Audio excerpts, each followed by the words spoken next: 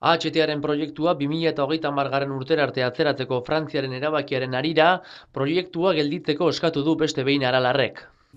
Abiadura handiko trena eraikitzeko lanak berehala gelditzeko eskatu nahi dugu eta exigitu nahi dugu Aralarretik. Inora ez doazen proiektuak dira. Erokeria hau gelditzeko aukera daukagu oraindik. Gaur egungo egoeran, abiadura handiko trenaren proiektuarekin aurrera jarraitzea are eta larriagotzat jo du Aralarrek.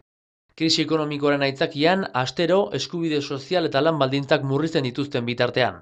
Egoera horretan, zentzugabekeria izugarria da abiadura handiko trenaren proiektuarekin aurrera jarraitzea. Mugarigabeko garapen eredu ero horri jarraituta diru publiko kopuru izugarriak xautu direlako. Eta gure herriko leku askotako ingurumena eta paisaia suntzituko dutelako.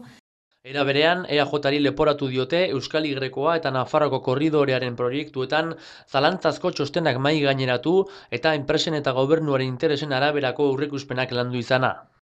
Hori guztiagatik, AHT eraikitzeko lanak berehala gelditzeko eskatu du Aralarrek eta jada eraikita dauden trenbide sareak hobetzeko inbertsioak egitea exijitu du.